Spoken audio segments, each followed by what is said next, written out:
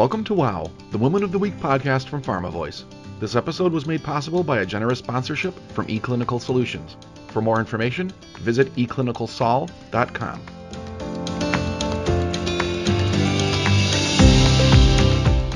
In this episode, Taryn Grome, editor-in-chief of PharmaVoice magazine, meets with Shiri Diskin, Ph.D., VP, Head of Medical Writing at Bioforum.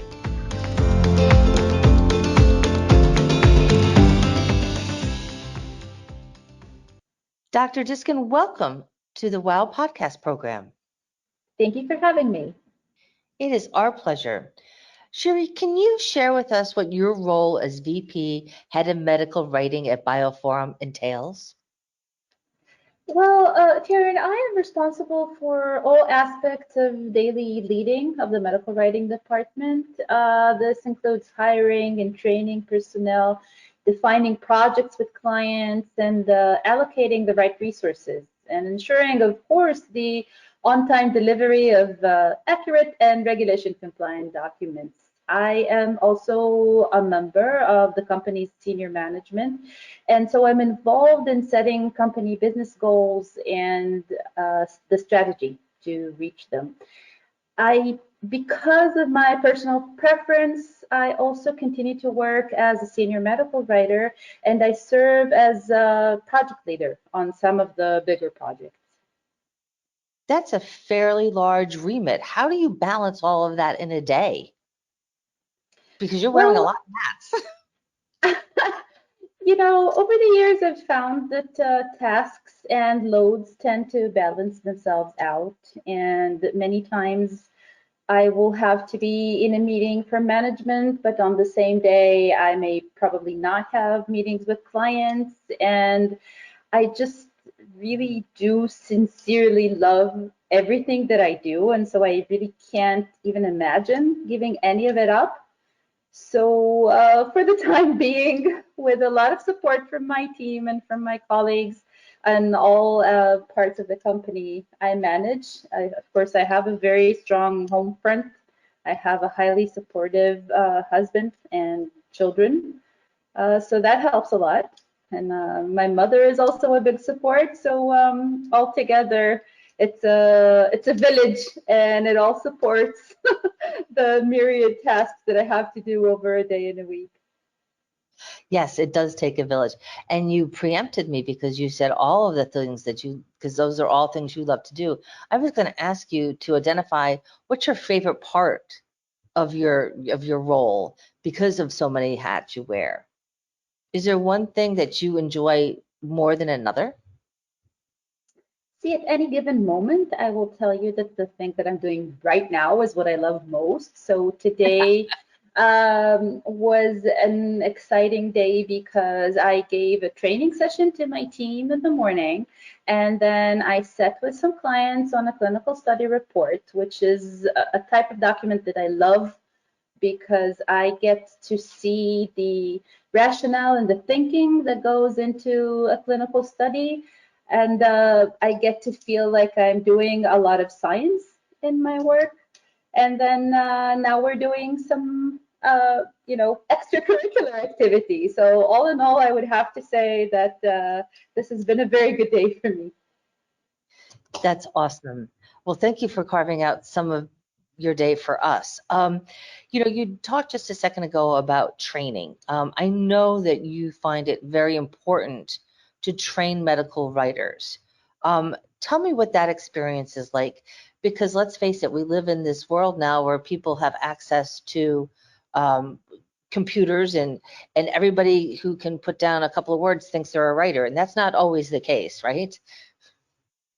So medical writers are a unique breed. They start out their career after having many times a PhD, and a few of them also have a few postdocs under their belt, and then they are not, kids anymore, fresh out of college, and they come into industry, and all of a sudden they have a whole set of expertise that they still need to acquire, because the expertise that are required to be a medical writer in industry are quite different from what you get in academia. There are some parallels, but not everything. We are lucky to have professional associations that are very good about providing professional development courses. Those are the American and European Medical Writers Associations.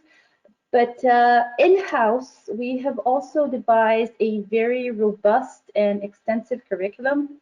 So we meet twice a month for 2-hour training sessions, and we cover all topics from guidelines to professional expertise in handling the intricacies of the Word program and the structure of a specific document and how to build it. We also cover aspects of project management and client relationships and soft and hard skills that are all relevant to our work. Every team member has to be part of the curriculum.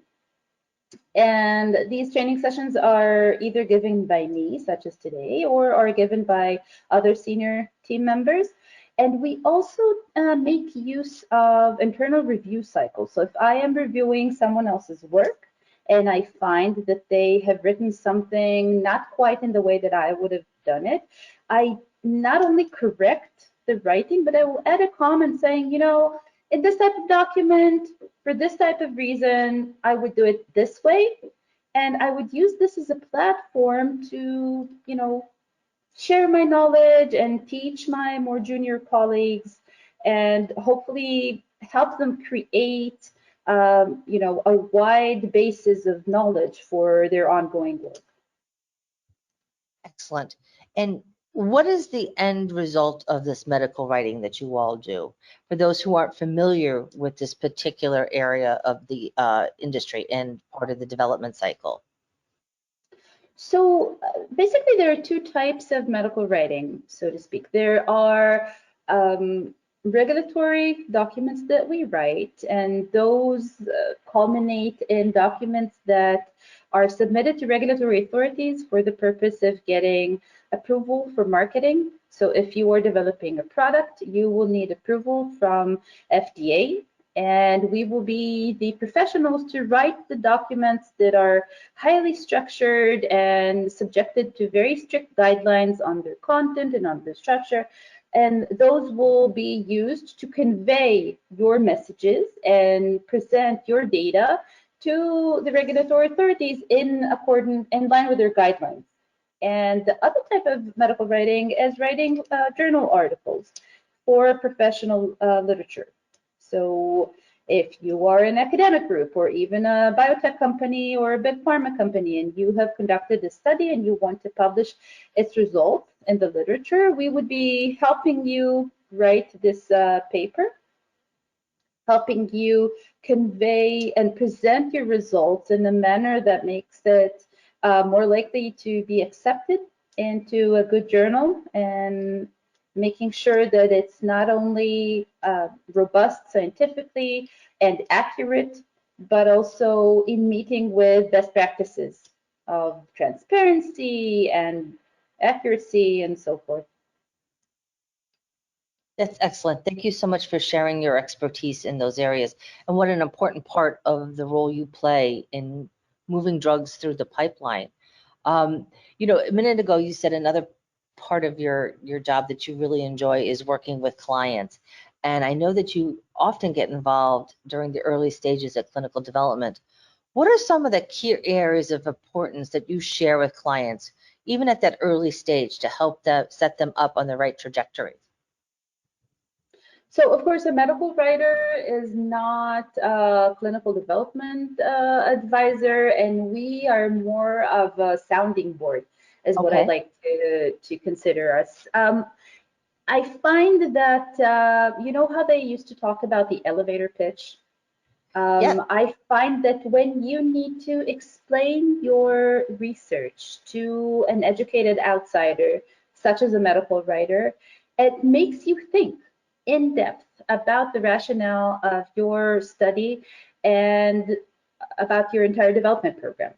because when you need to explain that to me in a manner that I will understand it enough to convey your messages and present your data and present your research to the audience, whether it be a journal editor or a regulatory authority member, then it makes you sit down and think. When people are involved in research and development, they are so caught up in the race to achieve the next goal, to meet the next deadline, that they sometimes don't, even though they are actively involved in research, they don't have the time to just sit there and dedicate their attention to thinking about the scientific rationale of what they're doing. What are you looking for? Why are you looking for that? Are you sure that the methods that you're employing to answer your hypotheses, your scientific questions, are those the correct methods that should be used? Are those the best methods that should be used?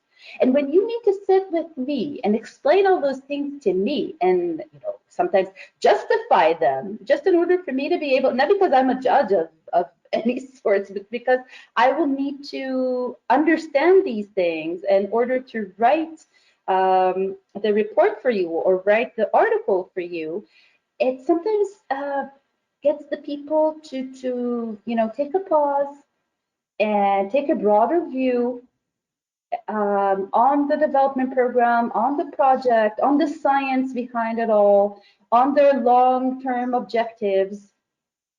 And so I think that this is a very important tack to subscribe to right from the start. You need to know where you're going. This is clinical research. This is not exploration. You need to know where you're going and think long and hard on how you're going to get there. And part of our support for clients is giving them the opportunity to stop and think about all of that at various points in the development program. Your passion for this comes through very clearly, which is marvelous. So much so that I also know that you teach workshops to medical doctors and scientists on the subject beyond what you do at Bioforum. So tell me why this is important to you to give back to the medical community. I think, doctors that I meet in my courses, they are sometimes more worried about writing their results than about doing the actual research. This is a lot more about doubts and anxiety than it is about subject matter knowledge. I mean, they know their stuff, they know what they did, they know their scientific question, they know what they did to answer it, but they are so worried that maybe they're not skilled enough in writing, maybe they don't know English well enough, that they are just unable to, figuratively lift themselves off the couch and do the work and do the writing. And I feel that if I can give them a few tools, a few perspectives that will help them lower their activation energy, then my role has been fulfilled. And it is so exciting to me to meet one of my students a year or two down the line, showing me a publication, sometimes more than one, saying, your course was the push that I needed in order to conquer my fear and sit down and write. Sometimes it's like,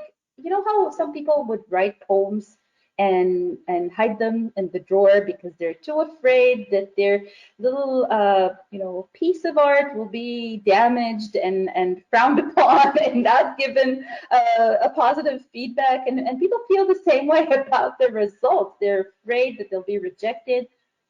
And when you just give them a few simple tools and give them the understanding that writing a scientific article is so much more about understanding the science, understanding the study, than about being a literary prodigy, then that helps them a lot and that pushes them along and they can just sit down and do it. Fabulous. And obviously, again, your love for this craft is so immense that you've also written a book on the subject. Tell me what's the name of the book and tell me how that experience was for you in writing the book that's been published worldwide now. Yes, so the title of my book is The 21st Century Guide to Writing Journal Articles in the Biomedical Sciences. And that, borrows from my other passion, which is reading science fiction. I am a big sci-fi nerd.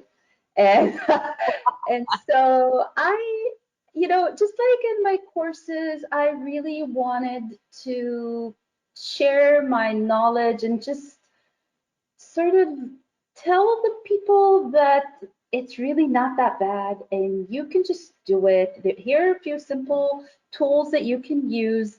And if you know your science, you can just write it and it will be okay. Some people don't know the basics of the publishing industry. They don't know how to submit. They don't know how to construct an article. And when they learn that, which is very, very simple, but somehow it has become so daunting because everyone's careers now depends on their achieving their publishing goals and publishing in the right journals, that it has become so scary where really it shouldn't be. And so that was my attempt at sharing my knowledge in a structured and attainable way. Fantastic. I'm not letting you off the hook. I'm going to have to ask you, as a sci-fi nerd, what is your favorite sci-fi franchise? Oh, Star Trek, definitely, hands down.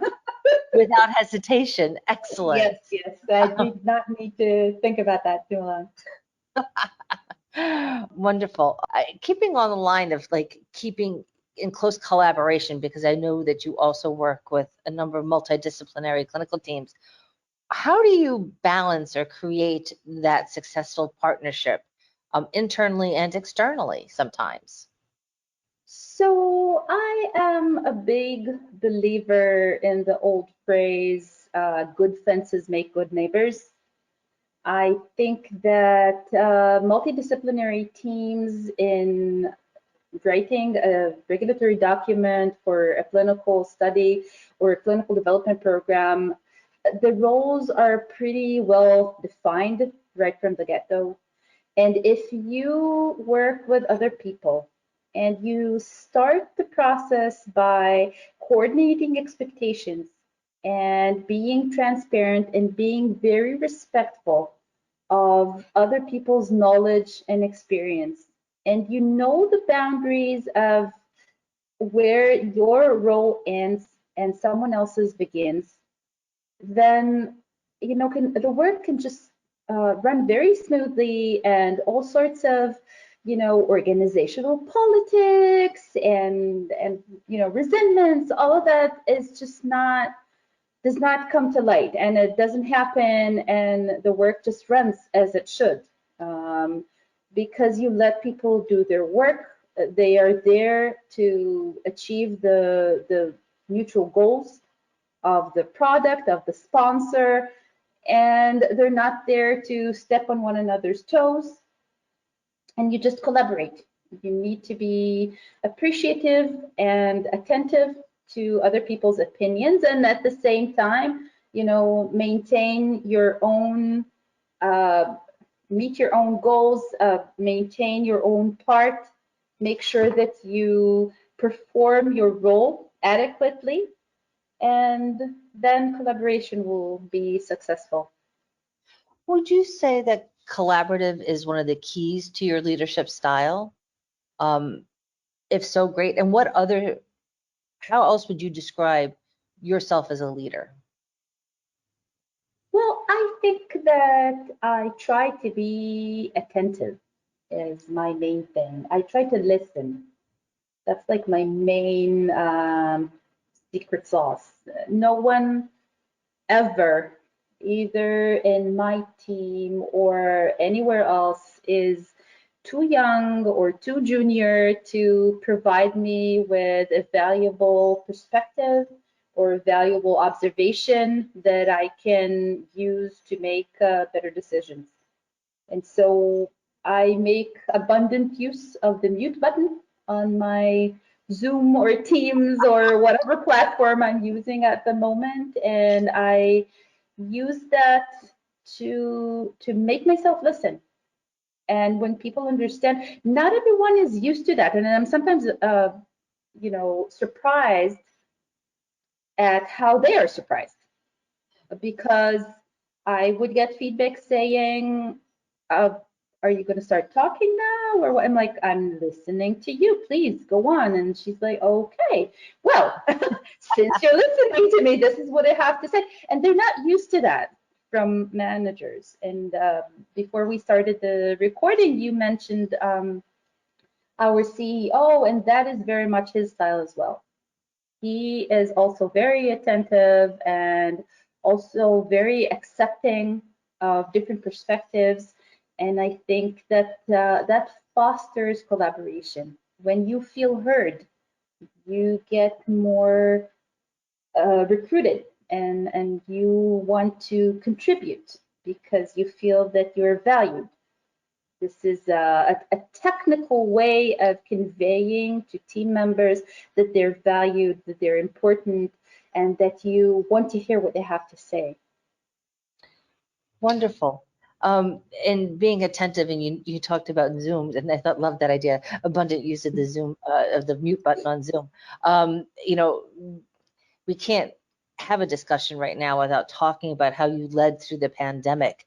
It's been tricky. A lot of folks have competing attention on their competing focus because they've got kids, they've got parents, they've got whatever going on in their worlds.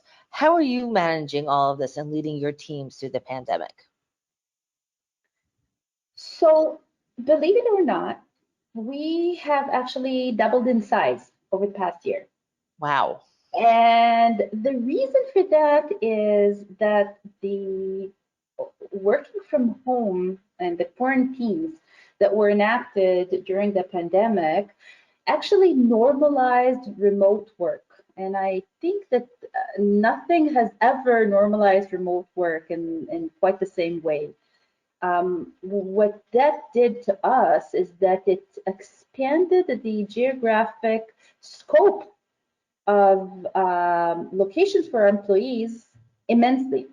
Because we are working over video conference platforms, we can have employees that reside in places in which our office is not, they cannot come to the office every day. But at the same time, the home front has become much more demanding. Everyone needs to be a cook, an IT manager, a homeschool teacher, and do all of that while still, upholding their role and doing their tasks for work. And the way that we've solved this is, first of all, to say, listen, this is okay. We are all in the same boat. We helped fund, comfortable home workstations for our employees. They each got some, budget to get a comfortable office chair so that I don't have to sit over Zoom and see that my employee is sitting for 8 hours on a plastic chair at her dining table to sit down and write. That's just not right. You can't work like that. And we opened up the schedule completely to flexi time. Of course, everyone still needs to meet their deadlines and they need to attend meetings, but they can work whenever it is okay for them under these constraints. So Lovely. The most important thing here, of course, is that all of my employees, as I mentioned, they are all adults, highly educated, very responsible, very committed, and this can only work when you don't need to hold everyone's hand in order to make sure that tasks are being performed well and performed on time. But when you are blessed with a team like mine, you can give them a lot of leeway to take personal responsibility over their tasks and just provide them with the tools, provide them with the expertise, provide them with the training, provide them with the understanding that you believe in them and you count on them and you support them, and then wonderful things can happen. Because I feel like I am more of an orchestra conductor than, a manager, so to speak. They each play their own instrument. They play it very well, and it's up to me to make, collaborative music out of that. And one of the main issues in working from home, other than the you know, physical conditions, is the isolation, because it is a big advantage to come into the office and have adult conversation with your friends, have some respite from household chores, and just have this, boundaries, these separations between work life and home life. And we try to meet. So other than our training sessions that I mentioned before, we have a weekly team meeting. And I used to think that meetings are a waste of time and no meeting cannot be replaced by an email. But when you are cooped up at home and you cannot get out, meeting your colleagues, even online, over video, and I make sure that, and everyone knows that they absolutely have to have their cameras open, because you need this human interaction. You need to see your colleagues' faces, you need to see their eyes, and this is a means for us to support each other and, overcome the geographic distance and make it feel as if we're all sharing the like a mutual physical location. That's lovely.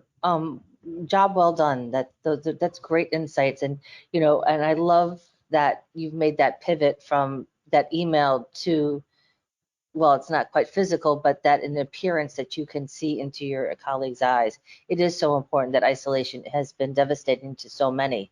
So kudos to you. Shiri, I know you spent a lot of time at Teva as well before joining Biopharma. Can you share some advice with other women who may want to reach that executive suite, and what steps they should take to give themselves the best advantage of doing so? I think that you need to know yourself. And I don't mean that in the, how some women are self-minimizing and I don't know this well enough and I can't perform this role because I have not done this before, and so on and so forth. But I feel that if you are very candid with yourself and you understand what your strengths are, and what your areas that you could use support on are, then you should try and find a situation for yourself in which your strengths are being utilized to the maximum and your other areas are supported by your colleagues. So you need to surround yourself with people who, of course, believe in you and you have shared goals with, but also people who can complement, I don't want to use the word shortcomings, but areas in which you are not the strongest, you can find colleagues that complement you on. Fantastic. And finally, before I let you go, can you please share a wow moment with us? This could be a moment that either changed the trajectory of your career or has left a lasting impression on you. So I think that something like that has happened about a month ago, where a small company that I had written a protocol for a clinical study about 3 years ago uh, came to me requesting a proposal to write a submission to FDA because they are now a mid-sized pharma company, and their development program has grown so big that they are planning to submit for an NDA. And that makes me feel, of course, I'm not an employee in that company, but that makes me feel like I have supported them over a long period of time, and I am being given the opportunity to share in their development and in their success. And it's a little bit like, walking in a park and participating in planting a little tree, and then coming every year, and all of a sudden this is a big, huge tree, and you can sit under it and enjoy its shade. So that was a big moment of joy for me to participate in their success and support them. That's wonderful. Thank you so much for sharing that story with us. And I want to thank you for being part of our WOW podcast program and for inspiring us to go boldly beyond where we thought we could go. Thank you so much, Shiri. It's been a pleasure. Thank you for having me. It's been wonderful. Thank you for listening to this episode of WOW, the Woman of the Week podcast. And thanks to eClinical Solutions for making this episode possible. For more information, visit eclinicalsol.com. And don't forget to check out our other WOW episodes at pharmavoice.com/wow. This 2021 program is copyrighted by PharmaLinks LLC.